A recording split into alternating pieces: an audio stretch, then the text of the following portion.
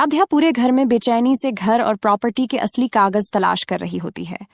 खोजते खोजते वह मोंटू और कलावती के कमरे में पहुंच जाती है। तभी उसकी नजर एक महत्वपूर्ण दस्तावेज पर पड़ती है। जैसे ही राध्या उस कागज को पढ़ती है, उसके चेहरे का रंग उड़ जाता है। उस दस्तावेज में साफ साफ लिखा होता है, मित्तल हाउस बिक्री के लिए उपलब्ध है। जो भी इस घर को खरीदना चाहता है वह मित्तल हाउस आकर निरीक्षण कर सकता है और अपनी कीमत लगा सकता है। यह पढ़ते ही राध्या बिना एक पल गंवाए वह कागज लेकर नीचे हॉल में दौड़ती है। हाँफते हुए वह सभी से कहती है, पापा जी, प्रथम सर मोंटू और कलावती इस घर को बेचने वाले हैं। ये देखिए, मेरे पास इसका सबूत है।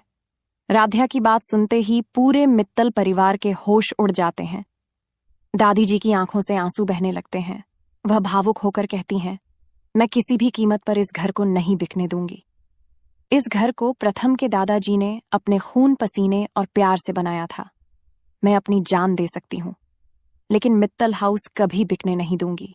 इसी बीच घर के बाहर कुछ लोग पहुंच जाते हैं। वे लोग पूरे घर का निरीक्षण करने लगते हैं और घर की दीवारों, दरवाजों तथा सामान पर मित्तल हाउस सोल्ड के स्टिकर चिपकाने लगते हैं। तभी उनमें से एक आदमी सख्त लहजे में कहता है, आप लोगों के पास केवल 2 घंटे का समय है। 2 घंटे बाद यह घर हमारे कब्जे में होगा और आप सभी को यह घर खाली करना पड़ेगा। उसकी बात सुनकर पूरे परिवार में हड़कंप मच जाता है। तभी राध्या तुरंत प्रथम के पास जाकर कहती है, प्रथम सर, हमारे पास सिर्फ 2 घंटे बचे हैं। इन 2 घंटों के अंदर हमें घर और प्रॉपर्टी के असली कागज हर हाल में ढूंढने होंगे, नहीं तो हमारा मित्तल हाउस हमेशा के लिए हमारे हाथ से निकल जाएगा। राध्या की बात सुनते ही परिवार का हर सदस्य अपने अपने कमरे में जाकर प्रॉपर्टी के कागज ढूंढने लगता है। राध्या भी पूरे ध्यान से एक एक जगह तलाश करती है। तभी उसकी नजर बेड के नीचे पड़े एक महत्वपूर्ण दस्तावेज पर पड़ती है। वह तुरंत उसे उठाकर देखती है और खुशी से उसकी आंखें चमक उठती हैं। वह दौड़ती हुई प्रथम के पास पहुंचती है और उत्साहित होकर कहती है, प्रथम सर, हमें घर के असली प्रॉपर्टी पेपर्स मिल गए हैं। अब हमें तुरंत पुलिस स्टेशन चलना होगा। इन कागजों को पुलिस को दिखाकर उन्हें अपने साथ मित्तल हाउस लाना होगा, ताकि मोंटू और कलावती की सारी सच्चाई सबके सामने आ जाए। इन्हीं सबूतों के आधार पर हम अपना घर बिकने से बचा सकते हैं और मोंटू तथा कलावती को जेल भिजवा सकते हैं। राध्या की बात सुनते ही प्रथम और एहेम तेजी से कार में बैठकर पुलिस स्टेशन की ओर निकल पड़ते हैं। रास्ते भर राध्या के हाथों में प्रॉपर्टी के असली कागज कसकर पकड़े रहते हैं। उसके मन में सिर्फ एक ही डर होता है, अगर 2 घंटे के अंदर वे वापस नहीं पहुंचे तो मित्तल हाउस हमेशा के लिए उनके हाथ से निकल सकता है। उधर मित्तल हाउस में खरीदारों की भीड़ बढ़ने लगती है। कुछ लोग घर की तस्वीरें खींचते हैं तो कुछ कीमत पर चर्चा करने लगते हैं। दादी जी भगवान के मंदिर के सामने हाथ जोड़कर रोने लगती हैं। वह कहती हैं, हे भगवान, इस घर की रक्षा करना।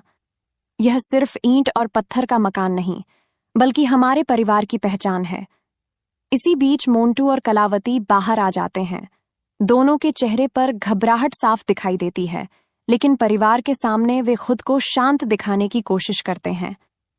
मोंटू गुस्से में कहता है, अब यह घर हमारा है, तुम लोग चाहकर भी कुछ नहीं कर सकते। 2 घंटे बाद तुम सबको यहां से निकलना ही पड़ेगा। इतने में एक खरीदार पूछता है, क्या इस प्रॉपर्टी से जुड़े सारे दस्तावेज सही हैं? मोंटू बिना झिझक जवाब देता है, बिल्कुल सही है, लेकिन उसके चेहरे पर डर साफ दिखाई दे रहा होता है। दूसरी ओर पुलिस स्टेशन में राध्या सीधे इंस्पेक्टर के केबिन में पहुंचती है। वह सारे असली प्रॉपर्टी पेपर्स मेज पर रख देती है और पूरी घटना विस्तार से बताती है। इंस्पेक्टर ध्यान से सभी कागजों की जांच करता है। रिकॉर्ड मिलाने के बाद उसे पता चलता है कि असली मालिक अभी भी ओमकार जी हैं और बिक्री से जुड़े दस्तावेज संदिग्ध हैं।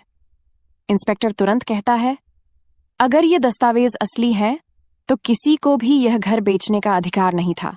हमें तुरंत मौके पर चलना होगा। इंस्पेक्टर 4 पुलिसकर्मियों की टीम तैयार करता है और सभी मित्तल हाउस की ओर रवाना हो जाते हैं। उधर मित्तल हाउस में मोंटू खरीदारों से कहता है, अब कागजों पर अंतिम हस्ताक्षर होंगे। जैसे ही वह फाइल खोलने वाला होता है, तभी बाहर कई पुलिस की गाड़ियां आकर रुक जाती हैं। पुलिस को देखते ही मोंटू और कलावती के चेहरे का रंग उड़ जाता है। इंस्पेक्टर अंदर आते ही ऊंची आवाज में कहता है, कोई भी व्यक्ति अपनी जगह से नहीं हिलेगा। पूरा घर सन्न रह जाता है। तभी राध्या आगे बढ़कर असली प्रॉपर्टी पेपर्स इंस्पेक्टर को देती है। इंस्पेक्टर सबके सामने उन दस्तावेजों की जांच करता है और घोषणा करता है, इन दस्तावेजों के अनुसार मित्तल हाउस की बिक्री वैध नहीं है। ये सुनते ही खरीदार एक दूसरे को देखने लगते हैं और पीछे हट जाते हैं।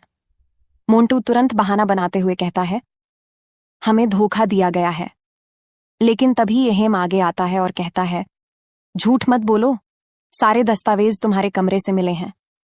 कलावती भागने की कोशिश करती है, लेकिन दरवाजे पर खड़े पुलिसकर्मी उसे रोक लेते हैं। इंस्पेक्टर दोनों से पूछताछ शुरू करता है।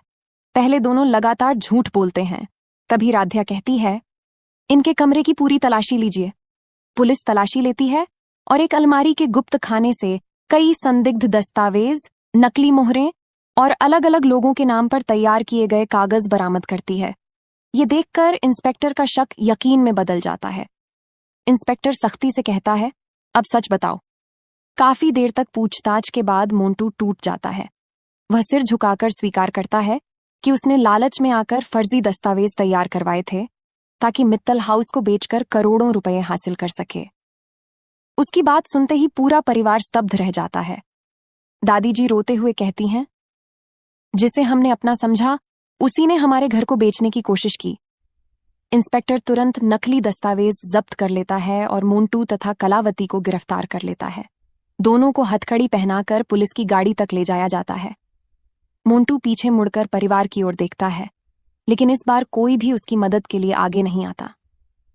जाते जाते इंस्पेक्टर कहता है, अब आगे की कानूनी कार्रवाई अदालत में होगी। जब तक जांच पूरी नहीं होती, इस प्रॉपर्टी पर किसी भी तरह की बिक्री या कब्जा नहीं किया जा सकता।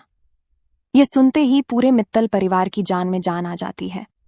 दादी जी राध्या के सिर पर हाथ रखकर कहती हैं, आज तुमने सिर्फ इस घर को नहीं बचाया, बल्कि हमारे परिवार की इज्जत और विरासत भी बचा ली।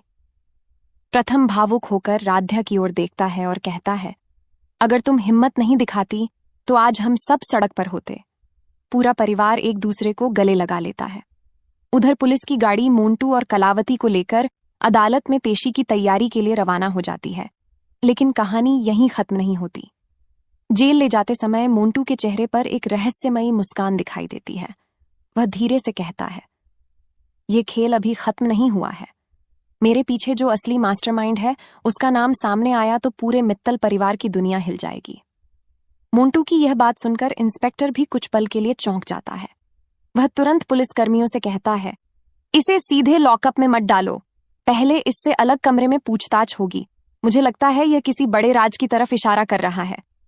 मोंटू मुस्कुराता रहता है, लेकिन इस बार उसके चेहरे पर पहले जैसा आत्मविश्वास नहीं होता। उधर मित्तल हाउस में पूरे परिवार को राहत मिलती है कि फिलहाल घर सुरक्षित है। दादी जी भगवान का धन्यवाद करती हैं और राध्या को गले लगाकर कहती हैं, अगर आज तुम हिम्मत नहीं दिखाती तो हमारा सब कुछ खत्म हो जाता। तभी राध्या गंभीर होकर कहती है, दादी जी, मुझे लगता है कि मोंटू अकेला नहीं है।